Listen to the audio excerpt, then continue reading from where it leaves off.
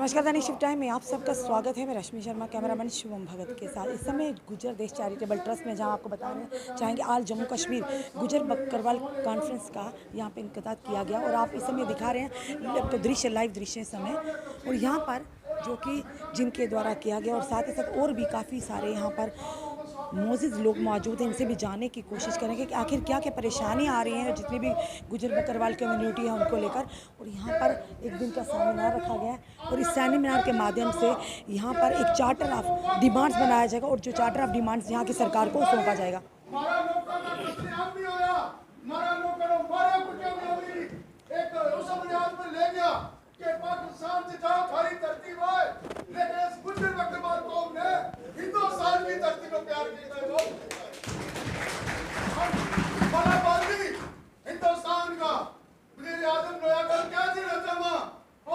और कुछ लोगों से बात करते हैं यहाँ पर क्या कहना है उनका। इस समय हमारे साथ मौजूद है कर्नल देवानंद। आइए जानते हैं क्या कहना है आज की कन्वेंशन को लेकर। कर्नल साहब, सबसे पहले आपको बहुत बहुत स्वागत है। बहुत बहुत धन्यवाद आपका जी। क्या कहना चाहेंगे? पहले भी काफ़ी बार हमने आपके इंटरव्यू दे, काफ़ी अवेयर भी आपने किया है। क्या कहना चाहेंगे आज, क्या मेन मुख्य डिमांड रहेंगी और हमारे माध्यम से क्या कहेंगे सरकार और प्रशासन को आप? जी, सबसे पहले आपका धन्यवाद कि आप हमारे गुजर बकरवाल समुदाय की आवाज़ देश और सरकारों तक पहुँचाते हैं। हम आपके बहुत आभारी हैं। जहाँ तक आज के कन्वेंशन का सवाल है, ये हमारे गुजर बकरवाल के लिए किया जा रहा है और इसको उन समस्याओं को उजागर करने के लिए किया जा रहा है जो गुजर बकरवाल समुदाय से जुड़ी हैं।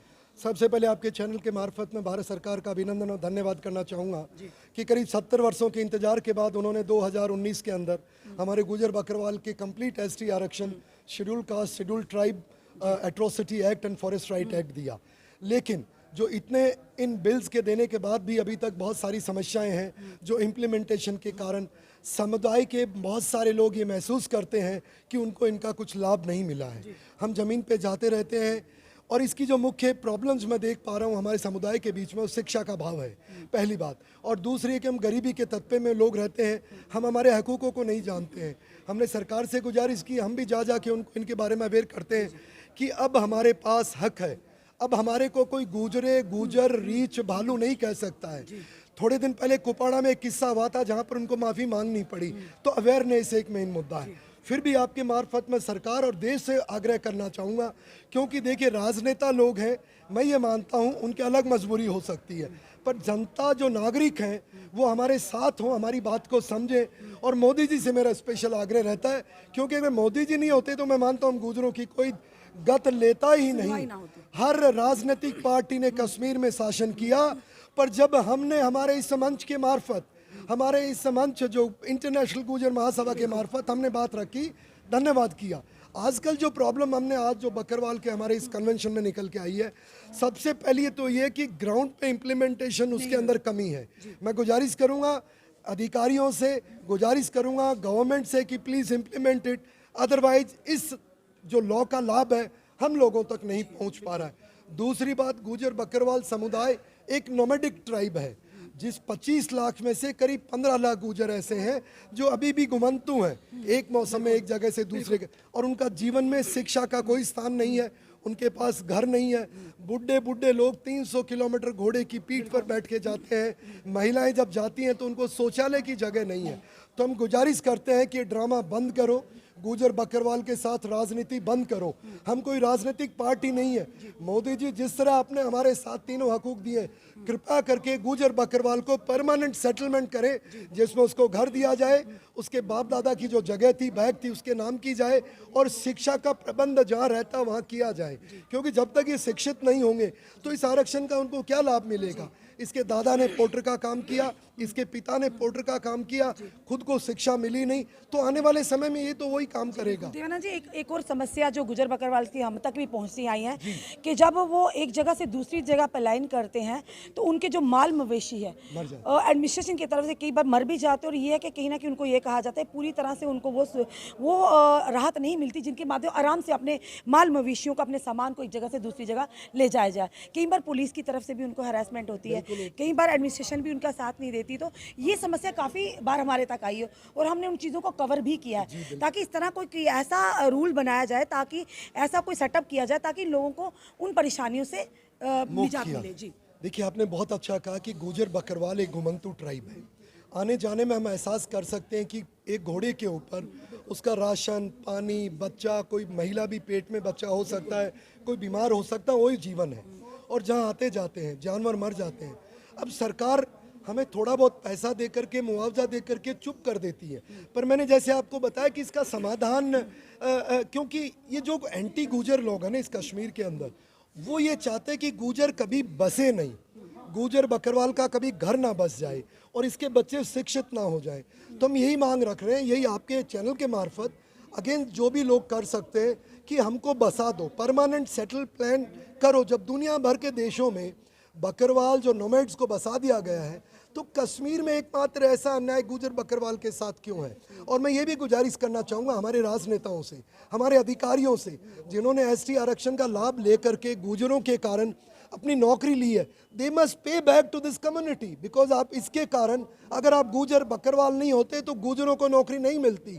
अब इनकी देखभाल करें आप, एंड प्लीज़ पुलिस प्रशासन, एडमिनिस्ट्रेशन। और मैं एक बात बताना चाहूँगा पूरे देश के सामने कि देखिए, समझिए, ये मैं सेना का अधिकारी रहा हूँ, एक रिटायर्ड कर्नल हूँ। मैं बता सकता हूँ मेरे जीवन के अंदर, मैं आज खड़ा होकर इस गुजर चैरिटेबल ट्रस्ट में बता रहा हूँ, अगर गुजर बकरवाल कश्मीर में नहीं होते तो मैं बता सकता हूँ कि हम भारतीय सेना को, पाकिस्तान को हो या उग्रवाद करो, सबसे लड़ने में बड़ी दिक्कत आती।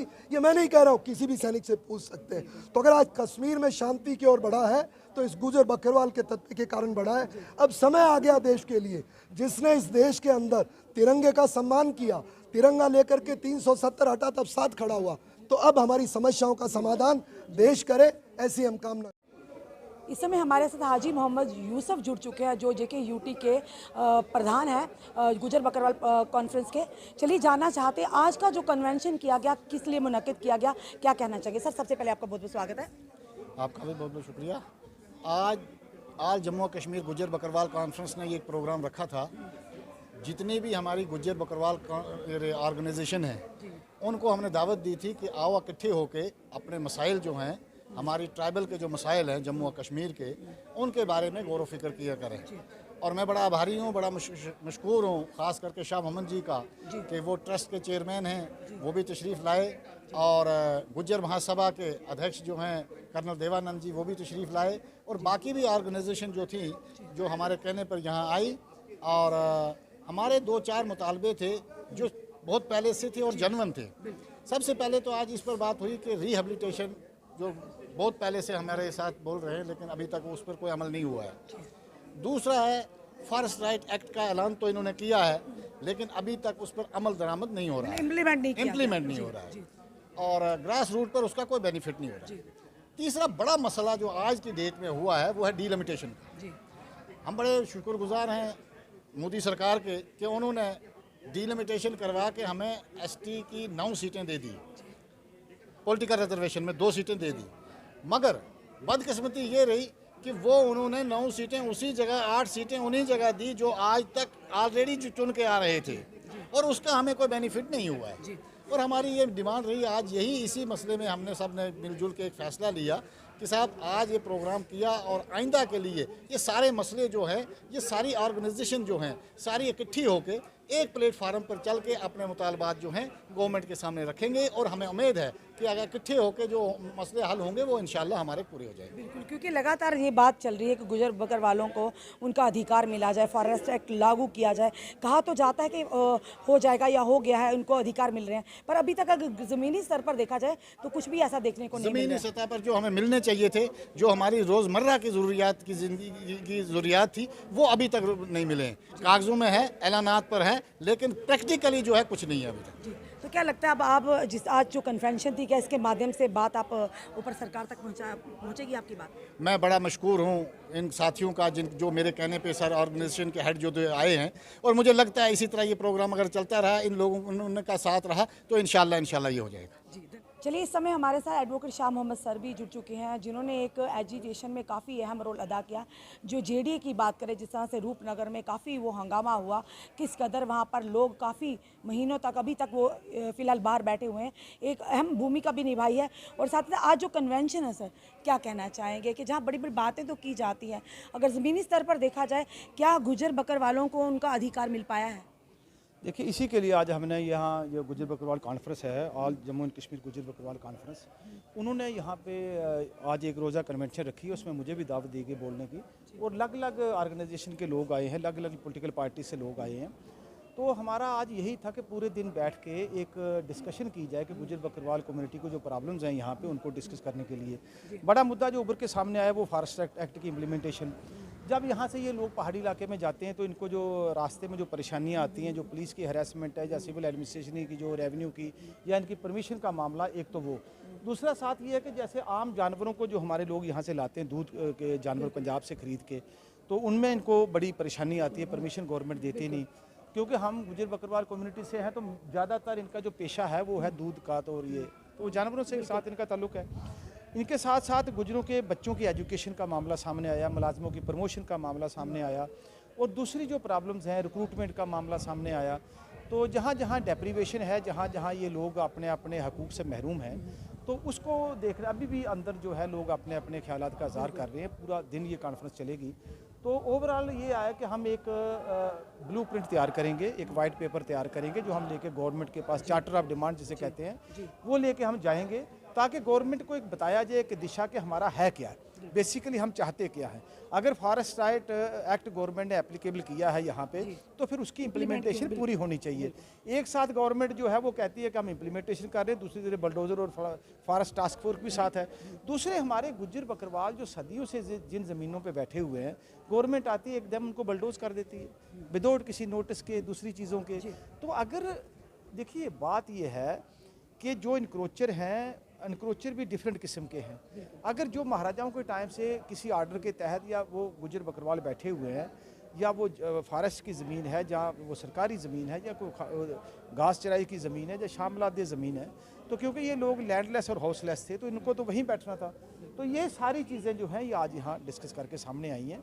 तो हम एलजी साहब से हमने ये गुजारिश की है, ऑनरेबल प्राइम मिनिस्टर साहब से ये गुजारिश की है। और दूसरा बड़ा मुद्दा जो आज यहाँ उतरा वो था पहाड़ी का एसटी स्टेटस, कि ये जो लोग जो डिज़र्व नहीं करते, अगर गवर्नमेंट ऑफ इंडिया इनको पहाड़ी स्टेटस देना चाहती है तो फिर हमारा स्टेटस तो उससे डाइल्यूट हो गया ना, क्योंकि हमें इसका बेनिफिट अभी मैक्सिमम तो पहुँचा नहीं। 10% हमें चाहते हैं एसटी को नहीं मिला। हम ये चाहते हैं कि पहाड़ीज लोग हैं जो ये क्लेम कर रहे हैं वो क्वालिफाई नहीं करते। ये एक फेक आइडेंटिटी उस वक्त की हुकूमत ने खड़ी की थी, ये डिजर्व नहीं करते, ये क्राइटेरिया को फुलफिल नहीं करते। तो आज सब लोगों को यहाँ ये कंसेंसस एक मुद्दा आपके साथ उनको भी मिल जाता तो सर दिक्कत क्या है? ऐसा होता नहीं। देखिए कॉन्स्टिट्यूशन में ये है कि जैसे हमारा यहाँ पे 10% है, तो थ्रू आउट कंट्री जैसे 7.5% है, तो सारी कम्युनिटी को 7.5% मिलेगा। अगर यहाँ पहाड़ी भी हमारे साथ ऐड किए जाते हैं तो हमें ये शिकायत है कि ये वेल एजुकेटेड लोग हैं, ये लोग जो हैं अच्छे अच्छे स्कूलों में पढ़ते हैं, पूरे कंट्री में ये लोग अच्छे स्कूलों में पढ़ते हैं। इनमें लिटरेसी रेट हाई है, तो लिटरेसी रेट हमारी कौम का बड़ा कम है। ये एक उस वक्त की पॉलिटिकल पार्टीज़ की ये साजिश थी कि जब हमें स्टेटस मिला ताकि ये इनका डाइल्यूट कर दिया जाए, इनको कोई पूरा बेनिफिट नहीं हो। तो इसलिए आज इस कॉन्फ्रेंस में ये कंसेंसस बनी है कि हम गवर्नमेंट ऑफ इंडिया को ये कहेंगे, एक रिक्वेस्ट करेंगे, एक सबमिशन करेंगे गवर्नमेंट ऑफ इंडिया के पास, और इस पर हम प्रोटेस्ट भी करेंगे कि ये जो स्टेटस है गुजर बकरवाल का, इसको डाइल्यूट नहीं किया जाए। ऐसा नहीं होता कि आप देखिए, आप पहले देखें कि क्या वो इंटाइटलमेंट है, क्या कानूनी तौर पर उनका हक बनता है, क्या वाकया ही पूरे देश में इस क्राइटेरिया लैंग्वेज पे क्या उनको किसी कम्युनिटी को एसटी स्टेटस हुआ है? जब नहीं हुआ है तो फिर इनको क्यों दिया जा रहा है? इनको इसलिए दिया जा रहा है कि गुजर बकरवालों का जाए, इसको डाइल्यूट किया जाए, और उस डाइल्यूशन को हम होने नहीं देंगे। ये हमारा आज मुद्दा यहाँ सामने आया उभर के। जी धन्यवाद। चलिए अली जी भी हमारे साथ जुड़ चुके हैं, इंटरनेशनल गुजर महासभा के क्या कहेंगे? मैम जी, मैं ये कहना चाहता हूँ कि जैसे आज हमारा एक यहाँ पे सोच विचार हुई कि हमारा जो हमारी कौम है गुजर बकरवाल एक तबका है जम्मू कश्मीर में, तीसरा तबका जो सबसे बड़ा है, ये एक जन लोग एकता की बात करता है, हिंदुस्तान की बात करता है, अपने अंजीत देश के अंजीत हित की बात करता है। आपने देखा होगा कि जम्मू कश्मीर के हालात ख़राब हुए तो सबसे पहले हमारी जो इंडिया की आर्मी थी उसने पार की ताकतें थी उनको मुंह तोड़ जवाब दिया। मगर उसके साथ साथ हमारा जो गुजर बकरवाल था 25 लाख, वो जन आर्मी के साथ खड़ा था। तो हमें मैडम जी इस टाइम तक के जन 80% हमारे लोग अंजीत अभी भी ये पहाड़ों को जाते हैं। जब हम लोग अंजीत पहाड़ों को जाते हैं, मूव करते हैं, उस टाइम क्या होता है मैडम जी कि हमारे लोगों को अंजीत पुलिस वाले अंजीत तंग करते हैं, उनसे जीत पैसे लेते हैं।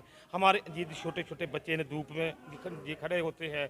मैं जी अपील करना चाहता हूँ जीत गवर्नमेंट से, एलजी साहब से, जो हमारे जम्मू कश्मीर के एलजी साहब हैं, ये बड़े अच्छे हैं, हॉनेस्ट हैं और ये सियासतदान हैं, ये सारा कुछ समझते हैं। मैडम जी हमें जो भी जाने एनसी थी, पीडीपी थी, कांग्रेस थी, 70-75 साल उन लोगों ने हमें इन्हें इस्तेमाल किया। अभी हमारे अच्छे दिन, हमारे जो देश के प्रधानमंत्री साहब का एक नारा था कि सबका साथ और सबका विकास होगा, वहाँ हम भी चाहते हैं मैडम जी कि हमारे जम्मू कश्मीर के अंदर गुजर बकरवालों को जी सबका साथ, सबका जी विकास होना चाहिए। और मैं जी अपील करना चाहता हूँ कि जैसे हमारे इंटरनेशनल गुजर महासभा जो है, हमारे अजीत कर्नल देव गुजर भी यहाँ पर पहुँचे हैं। 16 करोड़ हिंदू गुजर जो हमारे साथ हिंदुस्तान का खड़ा है, उन्होंने हमें जी तो आश्वासन दिया है कि अगर आपके साथ जी ज्यादती होती है तो हम 16 करोड़ हिंदुस्तान का गुजर आपके साथ खड़ा है। ये आवाज़ यहाँ से नहीं उठेगी, पूरे हिंदुस्तान से उठेगी। धन्यवाद। शुक्रिया। हमने आपको पूरी विजुअल बताया अल जम्मू एंड कश्मीर गुजर बकरवाल जो कि आज कॉन्फ्रेंस का आयोजन किया गया, जहां पर बड़े बड़े यहाँ पर जो मसले थे उनको सामने लाया गया। और कर्नल जो देवानंद है, जो इंटरनेशनल गुजर महासभा के कहीं ना कहीं उनसे वाबस्ता है, साफ तौर पर ये कहा कि फॉरेस्ट एक्ट के लाया तो गया, पर अभी तक ज़मीनी स्तर पर बात करें कई दिक्कतों का सामना कर रहे हैं हमारे गुजर बकरवाल कम्युनिटी के लोग। और साफ तौर पर उनका ये कहना है कि कहीं ना कहीं अगर ये संभव हुआ है कि फॉरेस्ट एक्ट या बाकी जो हमें एसटी का स्टेटस मिला है, कहीं ना कहीं मोदी सरकार की ये देन है। और आने वाले समय में ये उम्मीद भी करते हैं कि अगर फॉरेस्ट एक्ट दिया भी गया तो उसे इंप्लीमेंट करने में आखिर विलंब क्यों किया जा रहा है। कहीं ना कहीं इन्होंने प्रशासन और सरकार से गुहार लगाई है कि हमारी जो गुजर बकरवाल कम्युनिटी है, ये भी चाहते हैं कि इनके बच्चे भी पढ़ें, एजुकेशन हासिल करें, ताकि ये भी समाज में एक अच्छा मुकाम हासिल कर सके। उनके लिए इन्होंने ये गुहार लगाई कि सेटलमेंट का प्रावधान किया जाए, जिनके माध्यम से उनके बच्चे भी स्कूलों में जाए, एजुकेशन लें और साथ ही साथ आने वाले समय में अपने जम्मू कश्मीर का नाम रोशन करें। और साथ ही साथ ये भी कहा कि जल्द से जल्द जो फॉरेस्ट राइट एक्ट है उसे इंप्लीमेंट किया जाए, लागू किया जाए जल्द से जल्द, ताकि इन लोगों को उनका फ़ायदा मिल सके। अपने कमेंट जरूर कमेंट बॉक्स में दीजिए। इस वीडियो को जितना हो सके शेयर कीजिए। जुड़े रहिए हमारे साथ अगले अपडेट के लिए। जय हिंद, जय भारत।